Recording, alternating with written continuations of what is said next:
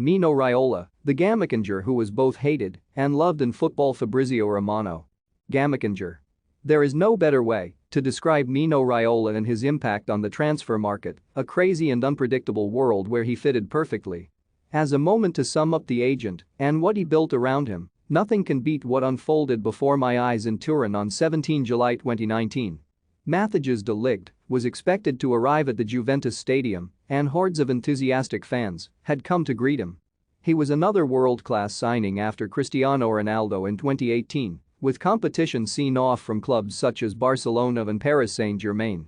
The man behind the deal was Raiola, whose excellent relations with Pavel Nedved, the Juventus vice president and one of his former clients, had helped to smooth the deal from Ajax. When the car arrived and Raiola got out first, the Juventus fans started singing for him. Incredible but true. It was surely the first time in football history supporters chanted for an agent. Mino, Mino, Mino. The song was pretty clear and the laughing Raiola greeted the fans before answering the inevitable questions from journalists about his commission. It was a snapshot of who Raiola was in the football industry, a smart man ready for anything who certainly would not have wanted to be beatified after his death aged 54 on Saturday. For fans and managers, Raiola could be a dream and a nightmare. There were those who sang his name in the hope of a top player joining their club, and those who hated him to the point of obsession because they were terrified of losing a star or because of his financial demands. In July 2016, I saw Raiola in the center of Milan with his cousin and right-hand man Vincenzo.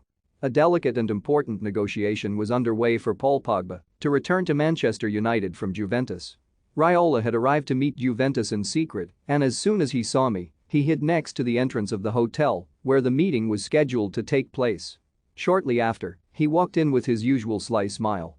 "No photos or videos now," he told me. "We still need a little patience for a historic deal." Okay, 3 weeks later, Raiola completed a deal for United to pay euros 100 for a player they had lost on a free transfer 4 years earlier. It was a masterpiece for his strategy. Communication was his priority, dividing public opinion to win the trust of his clients. It is no coincidence that for many years some of the world's best footballers chose him, knowing he was ready to go to war with clubs to defend their interests. The other K was vision. For months, despite being seriously ill, Raiola had been preparing a strategy for Erling Haaland's future. He considered Haaland one of the finest jewels of his time as an agent and was proud to have brought him to his agency when the forward was at RB Salzburg before the world had noticed the Norwegian. Raiola made sure he fulfilled the promise he made to Haaland and the player's father, Alfie, to bring the best possible offers from Europe's top clubs, each with a similar salary, to allow the choice to be entirely in the striker's hands. Raiola's relationship with Pep Guardiola had been far from excellent since Zlatan Ibrahimovic's time at Barcelona, but he wanted Haaland to be able to freely choose his future by including Manchester City in the race. It is impossible to mention all the champions managed by Raiola, but the one perhaps hit hardest by his death is Ibrahimovic. The Swede has been silent for days in the Milan dressing room and was among the few allowed to enter the hospital to say goodbye to Raiola with his family. "I will always remember what Raiola said to me after he held a meeting with Milan's board regarding Ibrahimovic's return from La Galaxy, and I asked whether he was progressing with negotiations.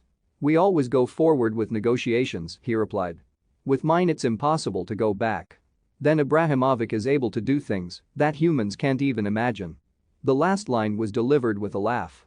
The essence of Raiola's strategy was clear to everyone, and he was hated or loved depending on the opportunities he could bring to a club. He was surrounded by stars and demanded multi-million commissions so that anyone who wanted to negotiate with him knew they had to invest huge figures. Those who knew him well say his biggest regret was not having seen Mario Balotelli win the Ballon d'Or.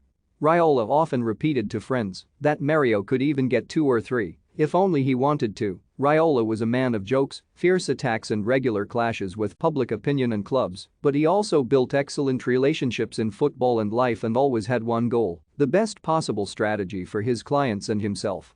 That was Mino Raiola, not a saint, but certainly a gamechanger.